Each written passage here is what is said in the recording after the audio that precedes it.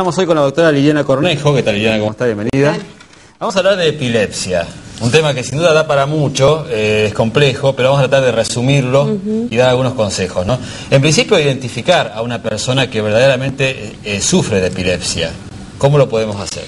Bueno, la epilepsia son crisis convulsivas.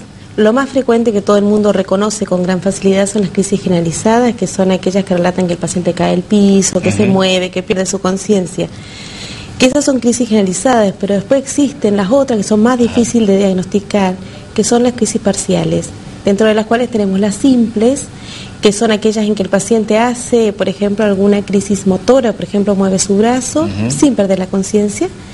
Y después tenemos las parciales complejas, en las cuales también hace alguna cosa parcial, pero con compromiso de conciencia. Por ejemplo, como nosotros hablamos de cosas estereotipadas, por ejemplo, hacen como que tragan y uno los habla y el paciente no es capaz de contestar, se paran, van, vienen. Eso es lo más difícil, digamos, de poder diagnosticar. Pero todas son crisis convulsivas. Epilepsia recién se habla cuando son más de una crisis convulsiva no provocada. Todo lo que sean crisis agudas, por traumatismo de cráneo, por accidentes cerebrovasculares, por consumo de drogas, por exceso de alcohol, no son epilepsia, por más que el paciente haya hecho más de una crisis.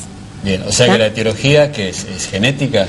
En algunos pacientes es una etiología genética. Ahora, con los avances nuevos en genética, se ha podido diagnosticar, digamos, que hay lesiones en algunos genes y eso predispone para que el paciente tenga algún tipo de determinada epilepsia. Y después hay un grupo que se llaman idiopáticas, que son aquellas en las cuales todavía no se ha podido identificar. Pero probablemente con el avance de la medicina van a poder llegar a diagnosticarse todas. Bien. Lo que sí, que la herencia, digamos, de la epilepsia no es como la herencia de otras patologías en las cuales se hereda, digamos, exactamente igual. Nosotros a veces tenemos familias de epilépticos en los cuales no todos convulsivan igual. Bien, el daño o el problema, ¿dónde está? ¿En el cerebro? El problema está en el cerebro, en la corteza cerebral.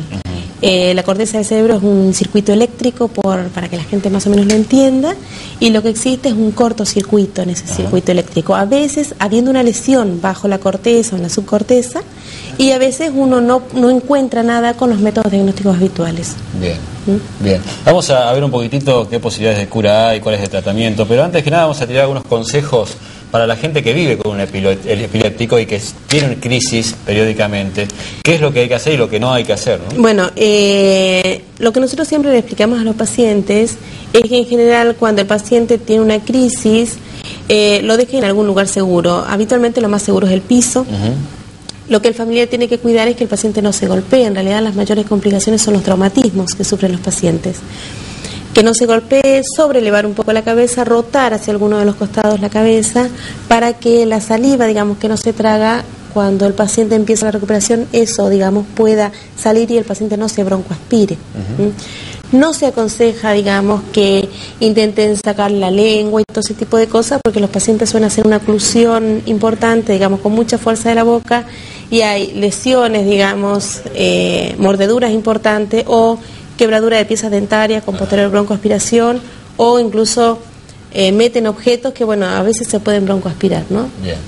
En general eso no se recomienda, digamos, que el paciente suele quedar en un coma posterior, entonces no se recomienda que lo empiecen a levantar o a darle agua, porque habitualmente los pacientes están con una conciencia no del todo, o sea, no recuperan rápidamente la conciencia, entonces pueden tener complicaciones. Cuanto más rápido se trate, ¿hay más beneficios, más posibilidades de cura? Sí. Mientras más pronto, o sea, una epilepsia son más de una crisis no provocada. Mientras más rápido se empiece a controlar sus crisis y el paciente quede libre de crisis y se borre, digamos, la patente que aparecía o no en el electroencefalograma, es más factible, digamos, que el paciente pueda recuperarse, incluso entrar de alta. Los pacientes, muchos se recuperan. Hay más posibilidades hoy en día en Rosario de solucionar este problema, ¿no? Vamos a hablar un poquito de eso. Lo que pasa es que en general las opciones que hay en Rosario son las mismas que hay en cualquier otra parte del mundo, no hay otra cosa diferente. O sea, haciendo un buen diagnóstico, eligiendo una buena droga para cada tipo de epilepsia y para la edad del paciente y todo eso, y después nosotros contamos con resonancias magnéticas de muy buena calidad, estudios neurofisiológicos de muy buena calidad también, o sea que no hay diferencia entre tratarse la epilepsia acá que en otro lugar. Bien. Pero, ¿tiene cura definitivamente? No todas. Hay epilepsias genéticamente determinadas en que la patente electroencefalográfica, digamos, ya está definida y nosotros sabemos que esos pacientes probablemente toda su vida tengan que tomar medicación. Bien. Pero hay una alta probabilidad de epilepsia, sobre todo epilepsias en chicos, que sí, haciendo un muy buen tratamiento el paciente se cura y es dado de alta. Bien. Bien, por eso insistimos en la premura, en la consulta. Y bueno, ver qué tipo de epilepsia es y ver qué diagnóstico se da y poder sobrellevarlo, llegado el caso que sea en un extremo más grave, con una medicación por lo menos se puede aminorar las crisis, ¿no? En general, el objetivo de la medicación es que el paciente queda absolutamente libre de crisis. Bien. El 75% de los pacientes con el tratamiento habitual de drogas de primera línea, digamos, que son las antiguas, quedan libres de crisis. Hay un 25% que son refractarios. Fundamentalmente decir que no es una enfermedad invalidante, o sea que una persona puede trabajar, ¿cierto? Sí. Porque a veces se le quita la posibilidad al epiléptico, ¿no?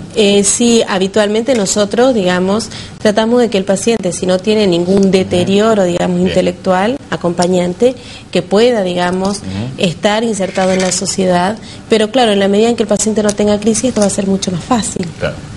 Bueno, Liliana, se nos fue el tiempo, es interesantísimo, esto es para hablar muchísimo más, pero bueno, dimos algunas pautas muy claras. Bueno, muchas gracias por estar con nosotros. Bueno. Seguimos con más televisión.